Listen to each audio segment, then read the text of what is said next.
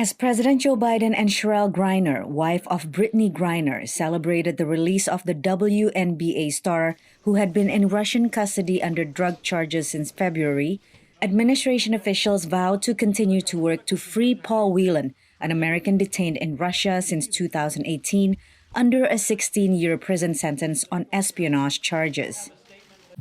This was not a choice of which American to bring home. The choice was one or none.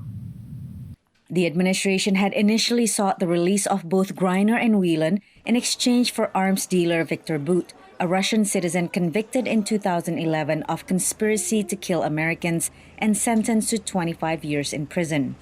They ultimately agreed to exchange Bout only for Griner. Whelan's family said they supported the decision. It makes sense to me that the president would say, there's an American who could come home, and that's really the only deal that is available right now, that the Russian government was willing to trade Victor Bout for Brittney Griner. For whatever reason, Paul is beyond what the Russian government has been able to tag a potential concession for. David Whelan said his family fears Paul will not be released for years. Paul Whelan and his family were informed of Griner's release by administration officials before Biden made it public. We remain in close touch with Paul's family, the Whelan family, and my thoughts and prayers are with them today. They have to have such mixed emotions today. Griner was swapped for Bout in Abu Dhabi. The United Arab Emirates and Saudi Arabia released a statement saying the success of the mediation efforts reflected the ties between their two countries, Russia and the U.S. But White House Press Secretary Karine Jean-Pierre said that only the U.S. and Russia were involved in negotiations.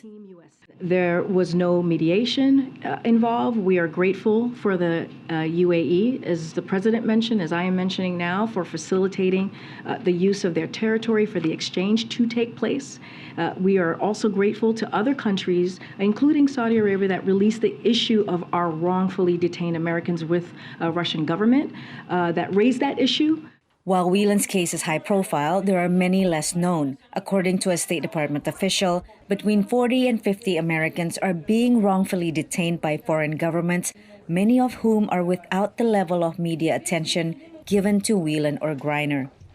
Patsy Widakuswara, VOANews at the White House.